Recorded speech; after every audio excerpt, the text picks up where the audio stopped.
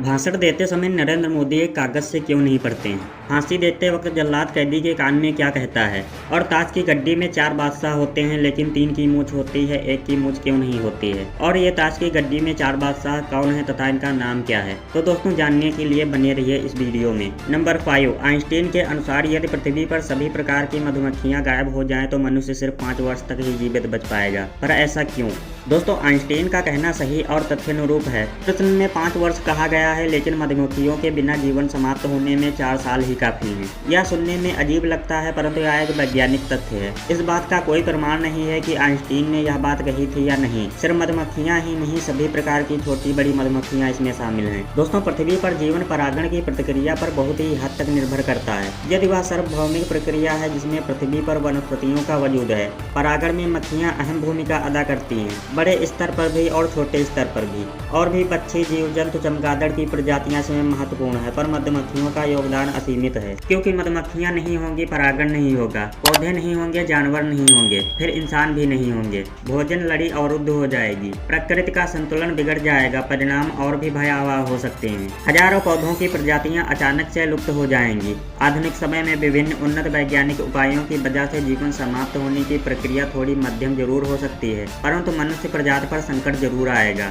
Number 3, ताश की गड्डी में 3 बादशाह की मूंछ होती है पर 1 की क्यों नहीं? और ये 4 बादशाह कौन है तथा इनका नाम क्या है? दोस्तों, ताज की गड्डी में 4 बादशाह होते हैं और इन 4 बादशाहों के नाम इतिहास के महानतम बादशाहों पर रखा गया है। इसमें जो हुक्म का बादशाह होता है वह इजराइल के प्राचीन सम्राट डेविड का प्रतिरूप होता है, तथा ईंट का बादशाह रोम के महान सम्राट जूलियस सीजर हैं, और चिड़ी के बादशाह मैसेडोनिया का अलेक्जेंडर का प्रतिरूप है। और इसमें जो पान का बादशाह होता है वह फ्रांस के सम्राट शार्लेमेन का प्रतिरूप होता है। इसे ही दिलों का बादशाह कहा जाता है। पान के बादशाह की भी पहले मूंछ हुआ करती थी, लेकिन एक गलत प्रिंट के बाद इनकी मूंछें गायब हो गईं, तब से यह बिना मूंछ का ही हो गया। इसे सुसाइड किंग भी कहा जाता है। यह सर के पीछे कुल्हाड़ी से मारकर सुसाइड कर रहा है, इसलिए इस पत्ते का रंग लाल रखा गया है। हालांकि कार्डों का आविष्कार संभवतः प्राचीन चीन में हुआ था। वह फारस से यूरोप पहुंचे।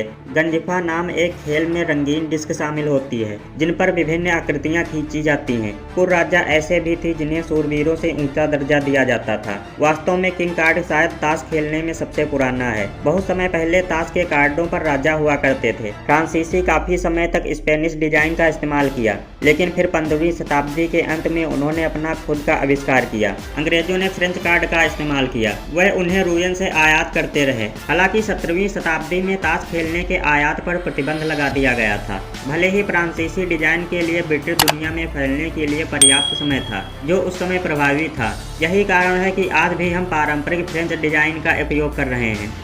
नंबर 2, फांसी देते वक्त जल्लाद कैदी के कान में क्या कहता है? दोस्तों, एक समय के प्रख्यात और अनुभवी जल्लाद नाटा मालिक ने एक संवाद में यह बात कही थी कि वह अपराधी के गले में फंदा डालने से पहले उनसे क्षमा मांगते हैं और उन्हें कहते हैं कि वह सिर्फ कानून का पालन कर रहे हैं। आमतौर पर फांसी सुबह 4:30 से 7:30 के बीच दी जाती है, क्योंकि उस समय ज्यादातर जेल के अन्य आरोपी अपने कारावास में होते हैं। इस दौरान आरोपियों को अपने कारावास से बाहर जाने की अनुमति नहीं होती और न ही किसी को जेल के अंदर आने की अनुमति होती है। आप लोगों को शायद पता ना हो कि फांसी की सजा की बहुत सारी गतिविधियां होती हैं। फांसी की सजा अमल होने से 2-4 दिन पहले जल्लाद को जेल आना पड़ता है। वहां वरिष्ठ अधिकारियों की निगरानी में उन्हें फांसी का अभ्यास करना पड़ता है। इसमें उन्हें फंदे और तख्ते की जांच करनी होती है ताकि फांसी देते समय कोई अड़चन न आए। इस अभ्यास में फंदे पर आरोपी से 1.5 गुना वजन का पुतला रेड की बोरी का बनाया जाता है। फांसी का फंदा मनीला रस्सी का बनाया जाता है, जो भारत में केवल बक्सर जेल में बनता है। फंदे को चिकना बनाने के लिए उस पर घी और पका केला लगाया जाता है ताकि वह आरोपी को कम से कम तकलीफ दे। लगभग 3:30 बजे आरोपी को जगाया जाता है। उसे जगाने के बाद उसका हालचाल पूछा जाता है। तभी जेल अध्यक्ष मजिस्ट्रेट जेलर उसके कैदखाने में आकर न्यायालय द्वारा उसकी सजा का फरमान सुनाते हैं। उसके बाद आरोपी को सिपाहियों की निगरानी में नहाने को कहा जाता है और उसे नए काले कपड़े पहनने को दिए जाते हैं, और इसके बाद उसे चाय नाश्ते के लिए पूछा जाता है। चाय नाश्ते के बाद आरोपी से उसकी आखिरी इच्छा पूछी जाती है या उसे उसकी वसीयत बनाने के लिए कुछ समय दिया जाता है। इसके बाद उसे कुछ समय अपने ईश्वर को याद करने के लिए दिया जाता है। यदि आरोपी की इच्छा हो तो उसके धर्म के ज्ञानी व्यक्ति को उसके धर्म के ग्रंथ से उपदेश पढ़ाकर सुनाते हैं। फांसी के निर्धारित समय से कुछ पहले अपराधी के हाथों को उसके पीठ पीछे हथकड़ियों से बांधे जाते हैं और उसके सर के ऊपर टोपी पहनाई जाती है ताकि वह आगे की गतिविधियों को ना देखें। उसके बाद जेल अध्यक्ष के साथ कुछ सिपाही आते हैं और आरोपी को उसके कारावास से फांसी दिए जाने वाले स्थान पर ले जाया जाता है, जो लगभग 100 गज की दूरी पर होता है। फांसी स्थान पर जल्लाद के अलावा जेलर, जेल अध्यक्ष, डिस्ट्रिक्ट मजिस्ट्रेट, डॉक्टर, सफाई कर्मचारी और 10 सिपाही मौजूद होते हैं। उसके बाद आरोपी के गले में फंदा लगाया जाता है। उसके बाद जल्लाद लीवर खींच देता है और अपराधी की मृत्यु हो जाती है।